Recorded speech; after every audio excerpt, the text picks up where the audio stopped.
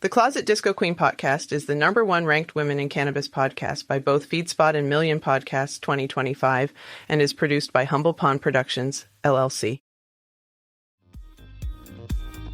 Hi there. Join our casual conversations for curious, bewildered, and aspiring midlife cannabis queens. Welcome to the Closet Disco Queen podcast, featuring Queenie and TT. So kick off your platform shoes, sit back and get ready to laugh and learn all about adult use cannabis without having to ask a 22-year-old. Let's get rolling. Well, hello, TT. I caught you mid-yawn. Sorry. You caught me in a yawn. Yes. Hello, Queenie. Timing is everything. Don't you know? So school's out. It's all over, folks. At least here in the good old Northeast. That went quickly, though. That went very quickly. Kids, schools get out a lot earlier here in the Midwest. That's what I hear. Yeah. Like May? Were they out in May? June. I think beginning of June, like the first week in June. Yeah. But they go back sooner, right? They go back like mid-August? They can't. Well, in Wisconsin, they can't go back till after Labor Day. There's some Really? law. Well, all the big Wisconsin Dells people wanted to make sure that there was still an opportunity for people to go away on Labor Day. So they said school can't start till after. And the legislature that makes sense. You know, big vacation day, big holiday. Yeah. Mm-hmm. But they also don't have like that midwinter break or whatever it is. Okay. So just the week. one, the spring break. Mm-hmm. Oh, well, that makes it then that all equals out because isn't there like a 180 days minimum days of there's some of instruction, something like that. Right. I don't even know what the number is, but I know there's a minimum number of days of instruction that have to occur. Yeah, and then like if you have a whole lot of snow days, you have to go to school longer because you haven't met because you have to hit that, and I think you have to be in. Like you have to be in for a certain number of hours for it to be called to count as a day. Because let's call it a day. Snow at 10, and you've only been there for a couple of hours, and that might probably you have to be there until at least when the old AM kindergarten was done. But now most schools are all day kindergarten. Yeah. Shenandoah here is finally going to all day kindergarten this coming school year. So until now. All these parents in this largest school district in upstate New York had to find childcare and transportation arrangements for their kindergartners for half the day. Wow. And they wouldn't know until close to school whether it was mornings or afternoons, which always is fun. And then all the daycare providers here also had mechanisms and procedures and operations in place to handle that. So it's changed everything. Yeah. Wow. So it should be interesting to see the chaos, the ensuing chaos. Is childcare scarce where you are? I would say it's not a critical shortage, but I'd say that there's probably more of a demand for, especially before and after school care, than there is capacity by a little bit. Not tremendous, but there are people that... It's a huge issue here, especially in rural Wisconsin. Huge issue. Yeah. Well, and we're fortunate here because the schools here, especially in this district, most of them are all on a campus also. So if you had to, you could... shuttle all the kids to one of the larger schools and have an after-school program, Right. Try to realize economies of scale if need be, but it's an interesting thing, and this school district just it has to be very agile, because there's been an ongoing influx of people joining throughout the year. Last I heard, when I spoke with the registrar, they were averaging about 300 students a year coming in. New ones. Holy mackerel! Because there's still a lot of new home construction occurring. Apartments are being built. People are having children. They're moving into the district. So it's because, and as I've shared, it's a good school district. Yeah, as I've shared, I've spoken with people all over the world, and they may not know a whole lot about the area, but they've done their homework about our schools. And because of the proximity to global boundaries, I get requests for specific elementary schools because this is how much research these folks have done. So wow. Yeah. Down to the elementary school. Oh yeah. Jeez. Yes, absolutely. Yeah. So Our Closet Disco Queen podcast deals with legal adult cannabis use and is intended for entertainment purposes only for those 21 and older. So then I was with two of my assignees yesterday, and they're from India, nice guys. And we were wandering around and we were talking about they both have appointments to get their social security numbers in Schenectady. And the one gentleman was having a little trouble repeating the name, pronouncing Schenectady. So I just said it a couple times, and then he said it correctly. And I said, it's an Indian name. And he looked at me and went, oops. He just made it look like, really? And I went, oh my God. Wrong kind of Indian. I just started laughing. I grabbed his arm. I go, oh my God.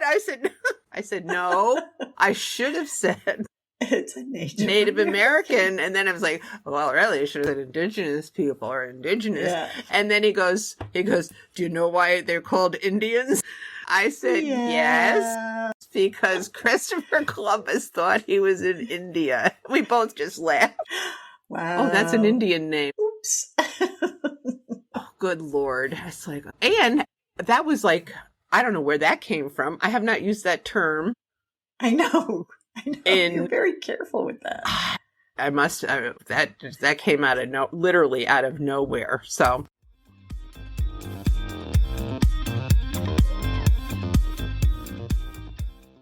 Well, we got an email this week telling us that the full class that we had signed up for actually had some openings. So we went to our first pickleball class. Ooh. And how did that go? What was involved with the first class? Did you review rules and things, or there were about 12 people there? Yeah. And so we learned about the fundamentals. And, then we practiced some of the fundamentals. We dinked it back and forth over the net a little. So a dink is what? Feel of the, Can you define a dink? It's a very small little hit. You go back and forth over the net. Just dink it just back like, and forth. Just it goes dink, plop dink, it over dink. there. Yeah. Dink, yeah. You just kind of it is what it sounds like, right? It is. You just want to dink it. Okay. Yes. So we did some dinking, and then we learned about scoring and how you call out the scores and where this is what you were trying to communicate before with the numbers, like 2, 3, whatever, 3, 2, 1 or whatever. 3, 2, 1, blast and I off. kept screwing it up, and I kept looking at the person next to me going, wait, is that right? But it was really, really fun. And I would say there were a couple of younger women there, but most people were, like retirement type age and all, all beginners. So it was easy, it didn't feel like if you missed the ball, you didn't feel like a complete idiot because other people were doing the same thing, So it was fun. But one point I think we were dinking. I can't remember now or if we were practicing serves. Dinking. But anyway, I backed up into, there's this wire cage thing that sits on the floor. It's like up on legs, and that's where all the balls are. So you don't have to reach down to the floor to pick them up. There were probably about 30 balls in here. And I stepped backwards and I knocked it over, and the balls went flying all over the place. Oh, was this an indoor facility? Yes, it's an indoor facility. So I'm like going, well, if your ball goes into a neighbor court, you have to yell ball. And I was just like, balls. Balls. She's screaming balls. So that was fun. Did they find their way into other courts, or? Well, they just went everywhere. So there were two, we were using 2 courts, and they just went everywhere. So I'm running around, like, just trying to pick them up. And then you can only hold so many of them at a time. Yes. Running back and forth. It was kind of funny. But now, did they have one of those little ball picker-upper things like, you can for tennis? And no, we didn't have. Oh, like you used to throw for the dog? Is that? No, there's a little thing for tennis where you just push. Yeah. It's got a handle and you just push down and it picks the ball up. No, not the scooper thing. It's not the same one? No. Okay. No, and then the balls, they get stored in the... in the tube of it? Yeah, in the tube That's cool. No, I don't think so. I do have my pickleback strap, so I might try that out Did you wear your today. pickleball strap? I did not wear it to the first class. Your I didn't want strap-on? to. I was Didn't want to because it's a intimidate people with your beginner strap class, on. I didn't want people to think I was some kind People of a to pro. get upset when you're coming at them with your strap on. God, there was a woman there with a strap on. See, people are going to be envious. I know. They're going to say, get a load of those balls on that woman. Wow, that's great. Now, where will you put your strap on? Will it be, do you see it from behind, or are you going to wear it on your hip? I was looking at it because I was wondering the same thing myself. On the box, it shows it in the small of your back, which I guess if you put it in front, you might swing your arm into it. Right? There you go. And yesterday I had some shorts on. Honey and I went to do some dinking in the park. I thought I called when you were dinking. Yes. Okay. And I had shorts on with pockets, and you look ridiculous when you put the balls in your pocket, just so you don't have to keep bending down and picking them up. Well, yeah, because they're slightly smaller than a softball, correct? They're about it's pretty much the size of a wiffle ball. Oh, okay. The weight of a wiffle ball. Uh-huh. So, like yesterday was kind of windy, and you just didn't know where the ball was going to go when we were outside. But yeah, it's really fun. You can't direct your dinks. Point Well, your dinks in the right direction. I was working on my control. Okay. I was trying to dink with control. Okay. All right. That's all good. That's all good. I think that's a good thing to strive for. Yeah. Controlled dinks. Yeah, I tend to be either too much or not enough. So ooh, okay.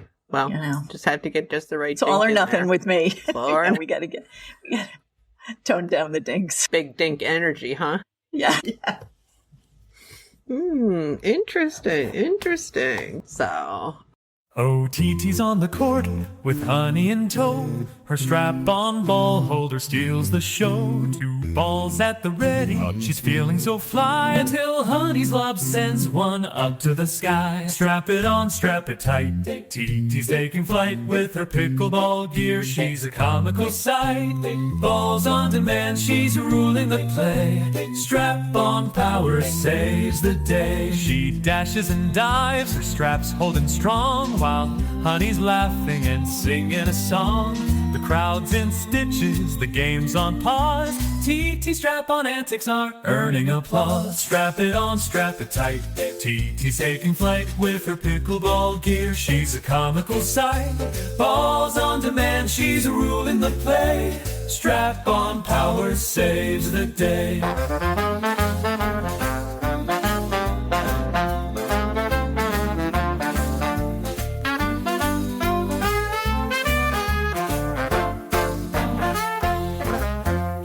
Dashes and dives, her straps holding strong, while Honey's laughing and singing a song.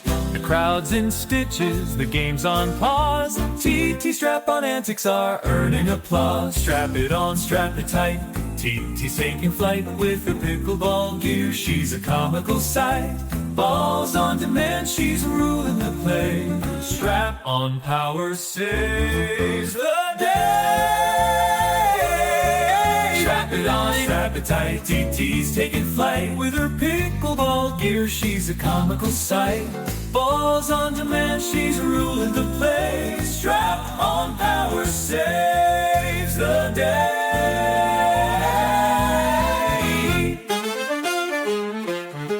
Strap it on, strap it tight. TT's taking flight with her pickleball gear. She's a comical sight. Balls on demand, she's ruling the play. Strap on power saves the day.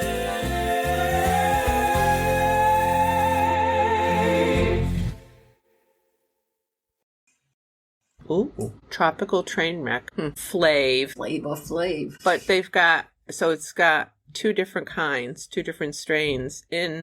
I thought somehow it was like a blend, but no, there are 4 of like an indica and 4 of sativa. So it's with different color. See? Oh, it's like a variety pack. Yeah, 2 different. Yep, 2 different strains.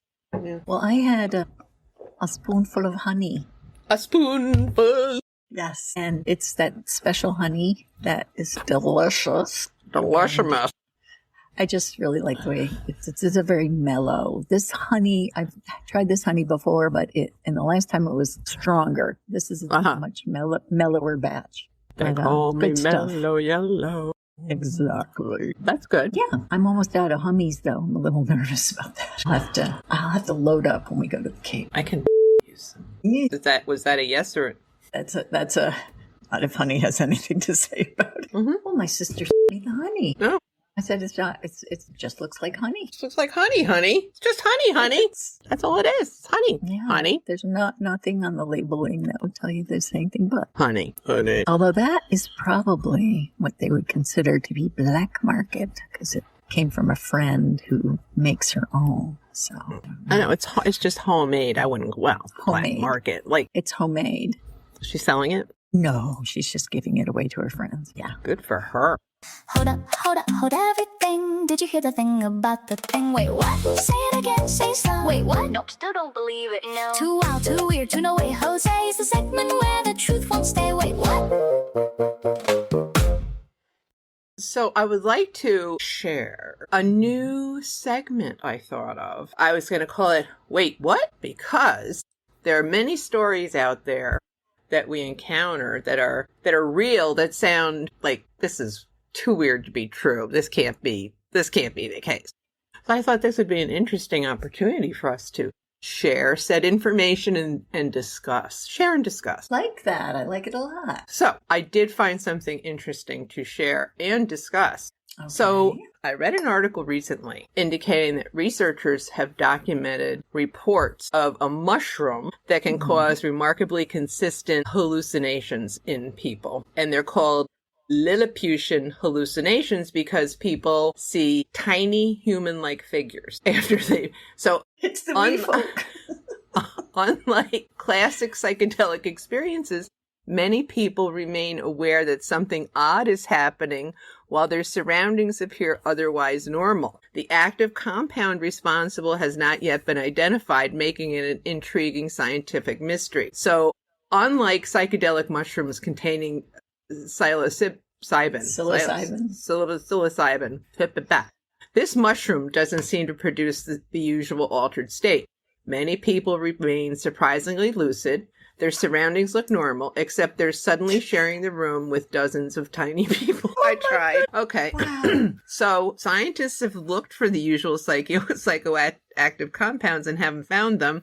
The active chemical remains a mystery, making this one of the strangest unsolved questions in mushroom research. Researchers suspect it's an entirely new compound that science hasn't identified yet. Even stranger, people from different cultures describe remarkably similar experiences. The little people are often mischievous rather than frightening, climbing furniture, running around, teasing the person who sees them, and interacting with the real environment. So the mushroom is actually considered a good edible mushroom when cooked properly.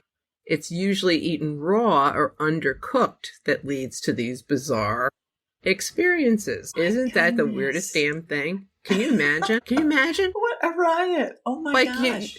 You think, I'm going to serve try it for this. dinner and everyone sees everyone around the table. It's like, seeing tiny people. That's the only so strange. That's the only weird feature, because everything else, like your surroundings, you feel you're fine, perfectly okay with everything else, but you've got these little trolls mocking you and leaping around. Maybe these mushrooms open a portal to a different dimension. Maybe there really are. Maybe they really are elves and dwarfs, and there's something going on, because this is really and Lilliputians. So what if Honey just one day you were sitting around, he mentioned he saw tiny little people leaping around. What would you do? Well, you'd think that person was losing their fucking minds. Exactly. Yes. Wow. Oh, my goodness. I want to know what they look like. I want to try it so I can see them. I want to see the little people.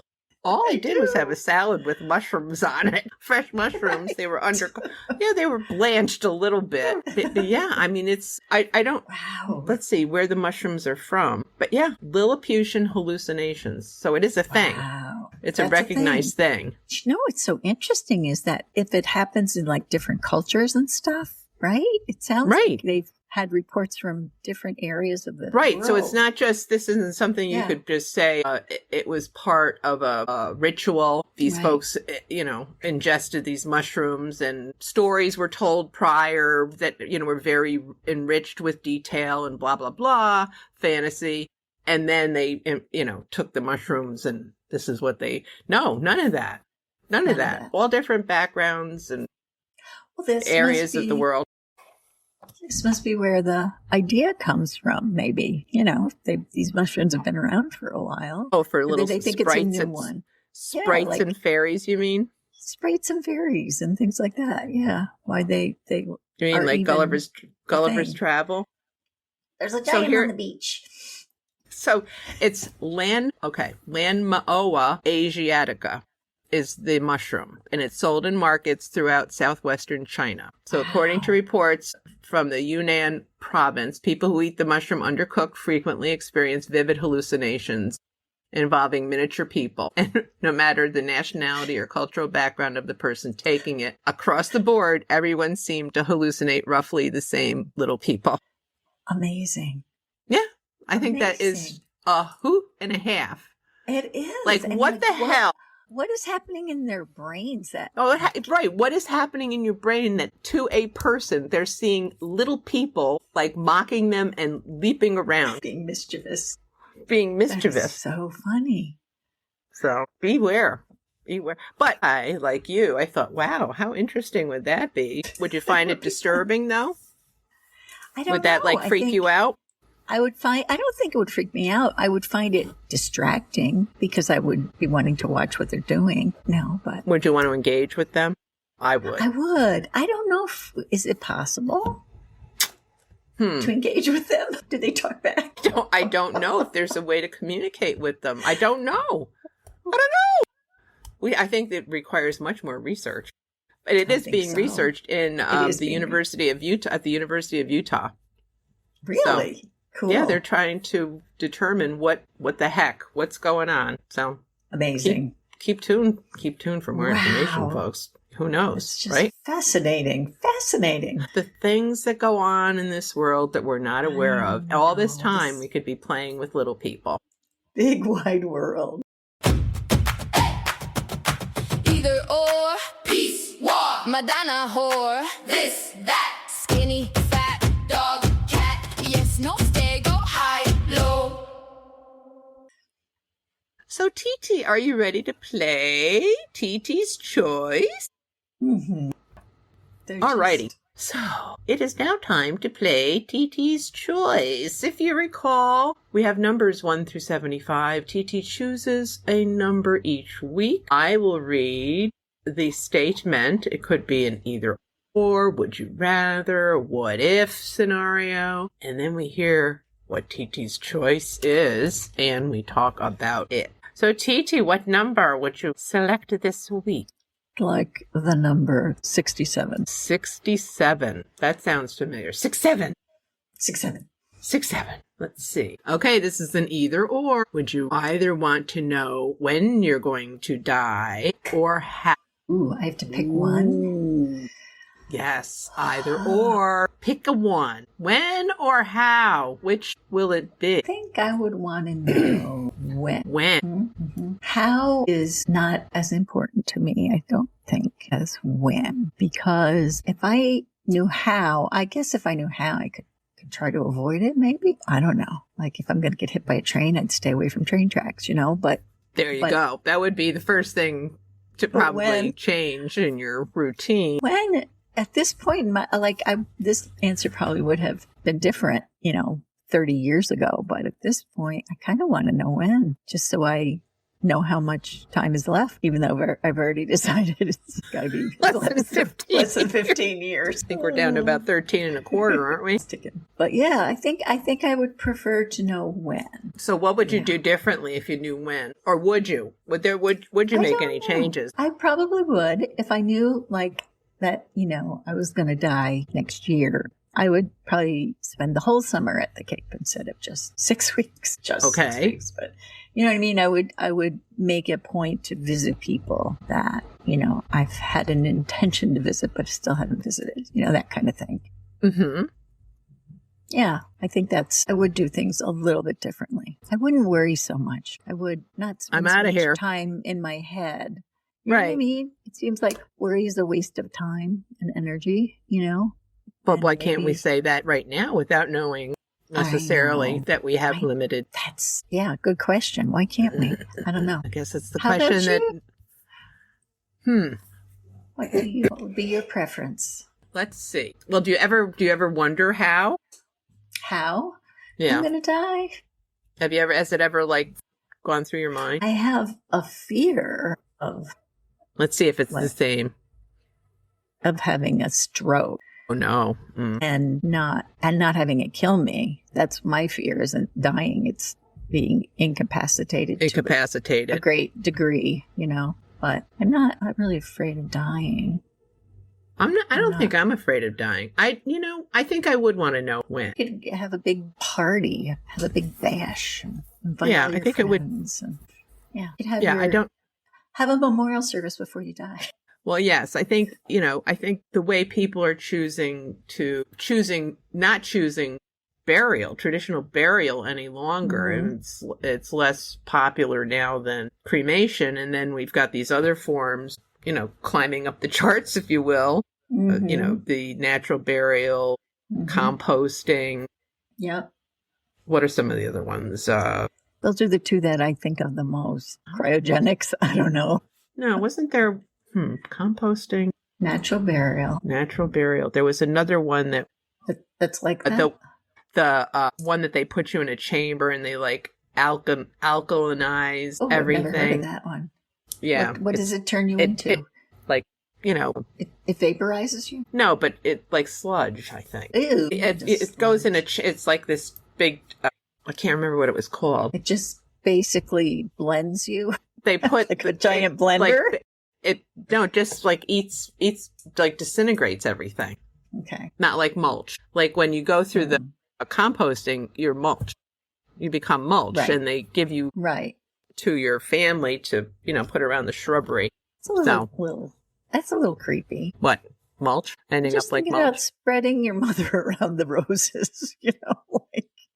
Here we go around the mulberry bush, the mulberry bush, the mulberry bush. What the hell's a mulberry bush? Mulberry. I know we had a mulberry tree in our first house. See, and I think it probably may have started as a bush, and the kids would go out and play in the backyard with bare feet, and they would come in and their feet, they looked like they had been stumping grapes. They were totally purple. Purple feet. Purple feet. But no, I have made it clear, I think, that, I'm going in for I'm pretty sure I'm going to go for the natural route. Yeah. Yeah. I think that's probably, I've always said cremation, but now I'm rethinking it because of I didn't environmental realize impact. Such a big impact. Yeah. Yeah. So, you can, throw me overboard. That's the other option. You can be made into a reef or something, right? There are food. They do. They make. I think though it's with cremains. They make. I think with cremains. Reef. Yeah. And then you're down there, so you can support sea life. Swim with the fishes. TT swims with the fishes. TT feeds the fishes. Yeah. Are you interested in knowing how you're going to die? I don't know if it's so much that as I'm not afraid of dying. I just don't want it to hurt. I mean, I understand, like if I were to, get cancer or something, there would be pain involved. I get that. I guess I should say I don't want it to be traumatic. I don't want a traumatic death. I'm pain. I get it. It's part of dying. It's friction. If there's friction in everything in life. I just don't want a traumatic death. That would be my wish. Right. But I is there such a thing as a peaceful death? I think, if you die in your sleep. Yeah, I would think so. But then you could make the argument you're dying in your sleep, you're dying alone. A lot of people don't want to die alone. That freaks people out. Oh my God, they died alone. I guess as long as, people can reconcile that you can't have it all ways. Right. You can't have your cake and eat it too, but you can't always know when someone is going to pass. Therefore, it's not always possible to be present. And even if someone is on their way out, sometimes they take control and plan it for when you're not there. There's nobody in the room. Yeah. Yeah. So it's one of those mysteries. Maybe they're seeing a lot of little Lilliputians romping around the room. So. I don't know. I hope so. Wouldn't that be fun if you got to see the little people again and they were like, yay! You're going on a trip. You're going someplace new. Yeah. Yeah. New and fun. Yeah. Your matter will be elsewhere in the universe. Right. In another form. Yeah. Why not? How much fun would that be? So, all right. Well, I think we both kind of agree. Yeah. On that. That's the when something question. not often thought of. But have you thought about how you're going to die? Oh, you said to stroke. You're scared. But have you thought about how I'm afraid. You may die? Or is your fear the same thing? Like, can you not think beyond that? Have you thought about No, I've thought about, I don't know, just like, I've thought about like drowning? Things, not drowning. No. But I've thought about things like, car accidents and things like that, like or freak accidents, falling off a ladder or who knows, whatever. But that again, I'd be more, then what happens in my brain is I go, but what if I just, if I fell off a ladder and I didn't die and I wasn't able to, whatever anymore, care for myself anymore. I broke my back and I, right. was a quadriplegic or whatever, You know what to do. What to do. Yes, I do. It's that simple. We've got a list and it's getting long, petty to profound, what feels so wrong? Sticky notes and middle-aged sass. If it don't serve us, it can kiss our ass. Fuck it, fix it, or forget it. We're seasoned queens, don't regret it. If it drains our soul or wastes our wit, we file it under, oh hell no, skip it. From bad bras to toxic friends, we draw the line and tie the ends each week. A gripe or hill to die on with Queenie and TT. The fucket list lives on.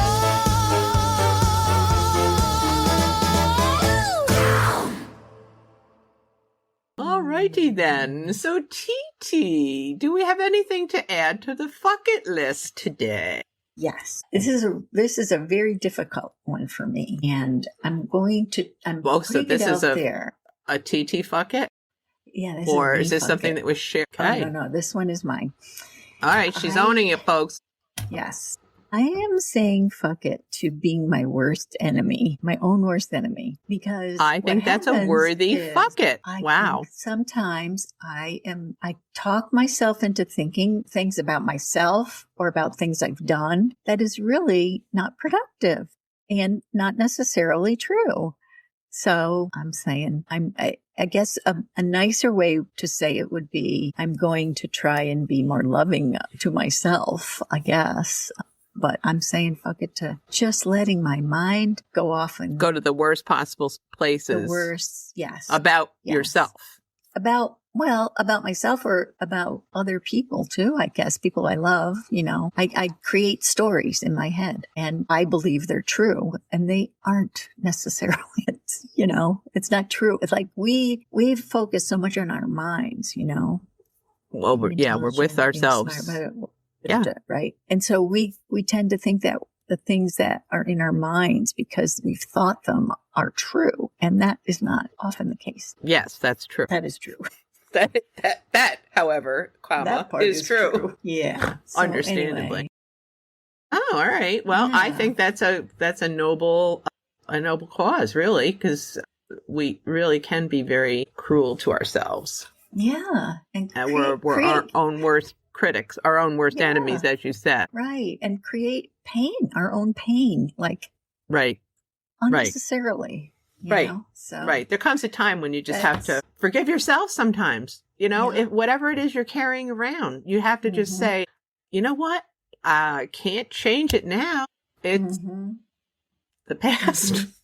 Right. And as we know, the past is history and there's nothing you can do about it. So why are we grinding all over it when, and the best you can learn from it, right? You can take maybe lessons, good or bad, from it, whatever the experience was, and either not repeat it or whatever. But to actually just keep focusing in on whatever the trigger event is, it's really counterproductive. There's nothing to be gained. It is. And, coming up with scenarios and, what ifs and, oh my God, this could have happened or, and then getting very carried away. Yeah. I think that's a really very human thing. And I think mindfulness and being aware and sometimes literally having to tell yourself, stop. Sometimes you just have to actually in your head say the word stop to just break it. Because otherwise, it's like chatter. It's like this endless chatter, and you just have to say, "Shut the fuck up! Shut the fuck up!" Like, come on now. Yeah, come on now. Leave me alone. Go away. Go away. Yeah. Go away. I'm tired of you. Right? I don't want to be your friend anymore. No. Sometimes I find that if I listen to music, like with headphones on, it just gives me an opportunity to feel like I'm putting something else in there. There's space. You're creating space between you and whatever it is that's consuming. Right. Whatever noise is in my head. So I try to, I find cannabis helps with that too. There you go. Well, that goes without saying. Absolutely. Yeah. Yeah, I mean, it's a big stress reducer for me. And it helps me reframe stress. Yeah. Honestly. So pain and physical pain. So I'm very thankful for it because we were just chatting before we started recording about ibuprofen. And I shared that for a long time, at least 15 years, I was taking 4 ibuprofen in the morning and 4 before bed religiously. Without fail. That's not good for you. It's not good for you. And I didn't even give it 2 thoughts. I just thought, okay, my feet hurt, my body hurts. If I don't take this, and so regardless of how I felt, it was just part of the routine. Yeah. So, but that's over. You don't need that no more. I don't need that no more. That's for sure. Nope. Not at all. So, all righty. Hey, TT, you got anything exciting going on this Independence Day week? Our country's 250th birthday week? I feel like there hasn't, other than, a couple of things that Trump's done. You mean the birthday. Big country fair or whatever he's calling it? Great big country blowout. I feel like there's not as much. No, hoopla. We were, the bicentennial year is the year we graduated. And that I feel like there was a much more coordinated effort to celebrate that than I'm feeling now. Maybe I'm just not looking in the right places, but I just kind of feel like, it's just I felt like we were kind of gypped in 76 because Carter was in office and we were kind of in like an austerity mode because of the energy crisis, and crisis, inflation, blah, blah, blah. So it was, and he wasn't a big, fussy guy to begin with. He was quite austere. So I think, that was kind of reflected in whatever is planned, even though these things are planned for years. Usually. But I think it's even less for this. I don't know. That's just my impression, right? Yeah. And what I've heard about the big fair is it's been plagued with power outages, people getting stuck on the Ferris wheel. Really? Yeah. Poor attendance. At least six blue states aren't participating. It's hard to celebrate a nation that you feel like is in the toilet, you know? Right. That you're really conflicted about. And the rest of the world is too. Yeah, quite honestly. You know, well, I'm sorry, I missed that. I think the rest of the world's conflicted about us also. I said, on one hand, people are enjoying the hospitality of Americans all throughout our country during the World Cup. Great stories coming out of the cities that are hosting the World Cup.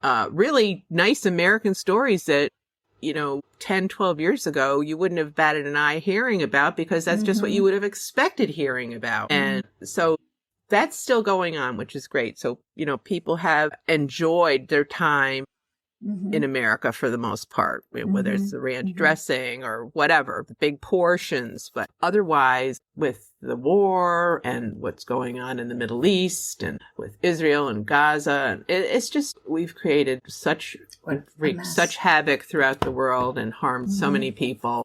We have. I believe some of our leaders have, obviously committed war crimes, crimes against humanity. And the thing is, the bottom line is, for many of them, most of them, I think, is that they're enriching themselves. They're doing. That's the bottom line. Money makes the world go round. Richer, yeah. It's all about consolidating power. Yeah. So anyway, have a happy. On that happy note. Happy 4th of July. Get yourself some sparklers and sparkles. Yes, let's celebrate our independence. Oh my God. Yep. That's where we are, folks. But, there was a feature today in the Times-Union. They had solicited people to just share how they felt about this big, anniversary and about how they felt about the country. And, for the most part, people were angry, embarrassed, disgusted, confused, just totally, so I saw it's a lot of what we've been feeling. I found very upsetting. It was that prayer is now going to be required in Texas schools. Oh, that doesn't surprise me. They've been trying to, crowbar that shit in Oklahoma, Texas, at least those two states. Definitely. They wanted, prayers before school. That just seems so wrong. Bible study. Well, I guess the other thing is, whose prayers? Well, Christian, of course. It's a Christian nation. Of course, but I'm just saying. TT. Like, if you bring your prayer mat. Christian nationalism. You're not going to be able to bring your prayer mat. I know. What are you talking about? Prayer rug. Yeah. No, of course not. Oh my God. No. We're a Christian nation. It really makes me nervous. Well, here's the other thing. How unusual was this? I could not tell you the last time I said the Pledge of Allegiance, okay? And when we were with the girls last week, both programs, we started the program. The student council came up to lead us in the Pledge of Allegiance. And each time I said it, I was hyper aware of using the term under God. And well, just the whole pledge, saying the whole pledge was remarkable, I thought. I just, paying attention to what I was saying and just thinking, wow, where are we? Where are we? So it's just, it's wild. It's just wild. So, well, on that note. Yeah. All right. So, well, bye-bye. Have a lovely week, TT. You too. Goodbye, everybody. We'll be back next week. Bye-bye. Bye. Thanks for joining us at the Closet Disco Queen podcast. Grab a brownie or doobie, pass us to your friends, and be sure to follow us on Apple Podcasts or wherever you listen. And be sure to leave us a 5-star review, as it helps others find us. Peace out.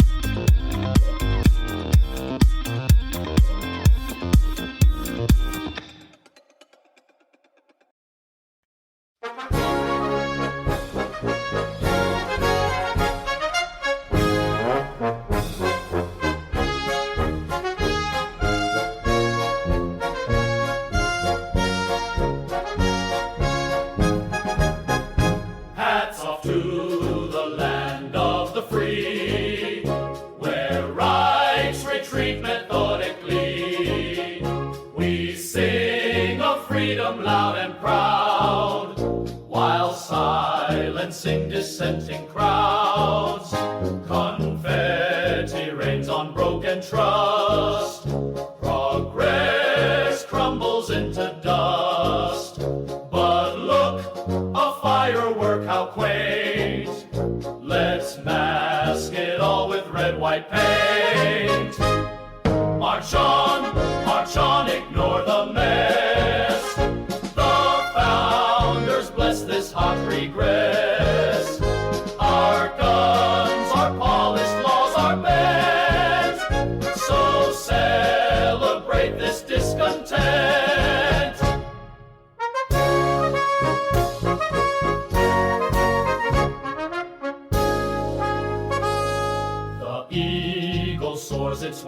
ablaze on scorched up earth and stolen graves. The statue cries, her torch burns low, while churches draft the next death row. We pledge to flags with practiced ease, then profit off catastrophes. The world looks on aghast, aghast. But hey, at least the hot dogs last. March on with banners high, and teach your children not to pry. Our truth is loud, our shame concealed. Now strike the band and hit the field.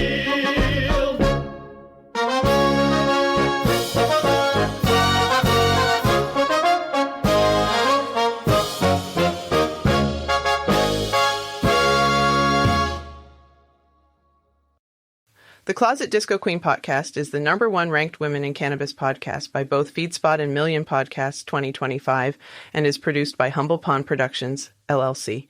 If you are interested in being a guest, email us at info@humblepond.com or reach out on Facebook. Visit Apple Podcasts or wherever you listen and leave us your 5-star review and comments. Thanks.